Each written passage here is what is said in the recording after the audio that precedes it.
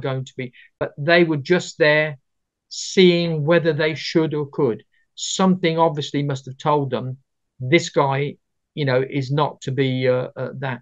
Remember, I was friends also with Erkan. A couple of small time criminals wanted apartments from Shumadia and tried to muscle in on me.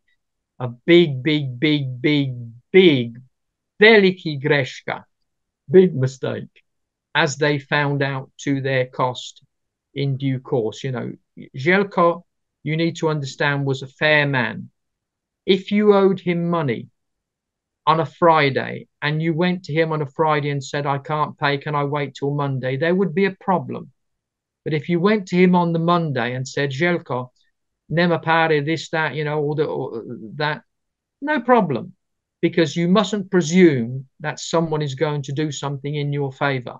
You have to be respectful and use manners and good education there. And anyone trying to muscle in on me or trying to get apartments for nothing, he wasn't having any of that, and nor was I. And I had plenty of him. I had state influence. I had Željko. We had a number of people that would back me. But, you always get chances in life. And they found out, they learned a lesson, shall we say. We had a lot of interviews with Žarko Popović. I don't know if you heard of him. He was... Okay, so you know who I'm talking about. So he told us that he went to the scene as soon as he could when Radojica was murdered, and he saw you and Jovica Stanišić standing there. Correct. That is absolutely Stanišić. Yeah, he's a good friend. He is a good, that he did. Well, obviously, he's Minister of Interior. Obviously, he's head of that. So I wanted to know why the scene of the crime was being washed, and because he explained to me, at the end of the day, Đovani, this is not a cold case murder. This is not a murder that we need to investigate with DNA on that. They already knew basically more or less what had happened there. It certainly didn't come from the state. That was not a state. That was, I don't know, but, certainly it was not a state-sponsored assassination. And I'm talking about the Serbian and Montenegrin state. That was definitely nothing to do, and nothing to do with criminality or that, because Radojica, I was with him day in, day out, also with Željko. There was no criminality involved. Yes, there was some petrol being brought in. Look, I have a humanitarian fund, Di Stefano. I gave away 1 million German marks to hundreds and hundreds of even school books, uniforms. We paid for a couple of people to be in London at drama school. We spent 1 million German marks on that there. I brought in 150 films from Switzerland, from, MGM, for RTS to see when there was a glut of that. I brought in television cameras, the big old ones, not the new ones now, but the velikih ones that they're from Budapest. We brought them in. I did not break the sanctions because I'm a Serbian citizen. It's my duty to help my country. Had I have been an Italian citizen, I would have been prosecuted in the UK and in Italy for breaking the sanctions. But I can't be prosecuted because I'm a Serbian citizen. I'm helping my own country. And that's why they gave me the citizenship almost straight away. The moment I brought in the movies and showed them, and we brought in, you don't know how much medication that I brought into ICN Galenica with my plane from Switzerland to Timișoara. You have no idea how most of the medication that came in was, from me. Now, people say I'm a criminal, I'm this, I'm that. They don't know the facts. They don't know what we did at the time for everybody. And I didn't profit because at the end of the day, we had thousands of apartments which I governed in Belgrade. How many apartments do I have in Belgrade? None. Ništa. Nada. Nothing. We could have had Nesna Junaka. I could have had Durmatoska. I could have had all the prime sites in that. But it's not correct. And I refuse to take anything that was not correct. we gave contracts out, not on the basis of the Plavel envelope on a Saturday, but on the basis of people who could supply the appropriate things. And, you know, at first, people would come to my office on a Saturday and I'd drink the coffee with me and then leave envelopes. And I remember saying to Ivana, my secretary, what the hell are the envelopes? She said, oh, that's the money that normally you know, I said, no. I said, you give that back. You know, we don't want anything to do with that there. These people get contracts based on the basis that they merit the work. And let me tell you, the work that we did in Sremčica, the concreting, everything was to a perfect standard. I would not accept. In one instance, there was one ulica there in Sremčica, which I tested the concrete and found that there was too much water there. I made them redo the whole bloody thing, you know, there to put it correctly. And there was trouble with the contractors. And I made it crystal clear that if it happened again, there would be, shall we say, serious consequences. Because at the end of the day, anything goes wrong with those buildings, I am to blame. In Serbia, the director takes the blame if a building collapses or anything like that. And every single building that I built had a nuclear shelter. Now, that wasn't mandatory, but I said, let's just do it, because if it was good enough for Marshal Tito, it's good enough for me. You succeeded Radojica Nikčević as a head of Šumadija cooperative. Can we say it was his will that you would be the best person for that? Well, no, because he wasn't planning on dying. He hadn't thought about who the hell would succeed him. You know, he wasn't planning on dying. But they wanted to make a guy called Rade, a youngster of 27 years of age, head of Šumadija, head of Penguin. I said, no. He doesn't have the experience. I said, I will do this. I spoke to Milosevic, spoke to Željko. He said, no, of course, Đovani. He said, you know, you do this temporarily and get things done, you know, and honor Radojica's name, which is what I did. You know, what I did, we completed Sremčica. All the lamels there were completed by me. I made sure Durmatoska, you know, when we evicted one man there, who was an American there. Let me tell you that this is really an amusing story. For us to build Durmatoska Street, there was one flat that we had to get an old man out of, but we couldn't get him out. He didn't want any kind of money or anything.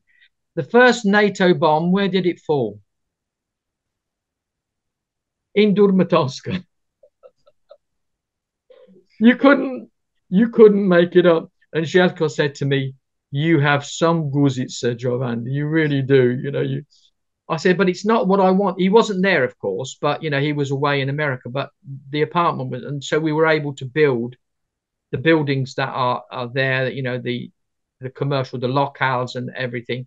We did everything, but that's just goes to show sometimes you need some small guzica to be able to have some luck in life there. And we paid the guy as well. I made sure he got more than what he wanted, because it was an act of God. I mean, no one predicted that there.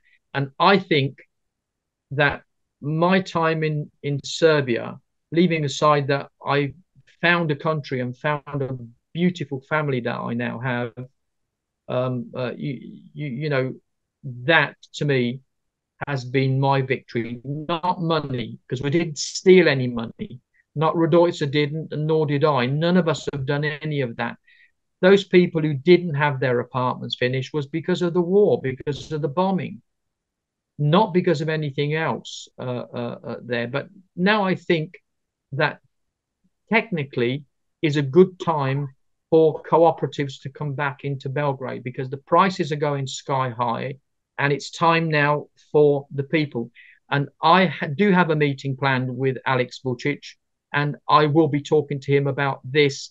I will also be talking to him about an idea that my son does not agree with, but I do. And so as I'm dad and his son, we're going to do things my way. The Plavel train, Marshal Tito's train, Milosevic showed me the train. He took me there himself to show me. Fantastic. Why can Serbia not contest the Orient Express? The Orient Express used to do Venice to Belgrade. It was always traditionally the route. that was the route. If we have the Plovidbu train where Marshal Tito had, and incidentally, Marshal Tito's funeral was the most attended by states in the world. The most people attended in the world there. That, I think, would be a wonderful example for Serbian railways to be able to promote, to have the Plovidbu train back and to contest the Orient Express. And that's something that I'm going to be working on. We have a program, a TV program, my son and I, called In Viaggio con Papa, a trip with, with my father, where we're going to do South Africa all along the West Coast by rail. He's going to be asking me questions about this, that, and the other. Hope that I can answer them, singing a few songs and talking stories and telling people the history of the railways. What a wonderful thing to be able to have the Plovidbu train back in functioning there and back contesting the Orient Express. The Indians have one. The Pakistanis have one. The Saudis have. I mean, Jesus Christ, nearly every country has a major, a type of royal plane. They're even thinking in England of the royal carriages to be able to be used for people to go on. Why cannot the Plovidbu train? It's hosted thousands of dignitaries, Castro smoking a cigar with Tito, the Queen there. It hosted thousands of people there. So I do believe, and that's something I'm going to be talking to him about, as well as reparations, because at the end of the day, if the United Kingdom can apologize for the slave trade in the 17th century, they need to not only apologize for what's happened in Serbia and the bombs and the unlawful bombs and the deaths that have been caused as a direct cause of that. Look how many people have died of cancer. I'll repeat it again. That's what concerned me with the European Commission. And I'm going to be taking that further because it is not time barred. They need to recognize that the people who have suffered as a consequences and will continue to suffer need to have assistance and need to have proper medical attention and medical care, not necessarily in Serbia, but in other European countries who are responsible for that. And that's how things are going to be. That's what I want to bring back into Yugoslavia there. And that will happen. Well, today we have Falcon or Soko. It's a main railroad in Serbia, but it's short trip. It's, I don't know, half-hour trip between Belgrade and Novi Sad. But I would be glad, to be honest, if we could get to Venezia by a single train, because I think it's... Oh, the Plovidbu train is beautiful. The Orient Express, you look at the Orient Express, it always was Venice, Orient Express down to Belgrade, and then all the way back. It would go down to Turkey as well there, but its main stop was Belgrade and that.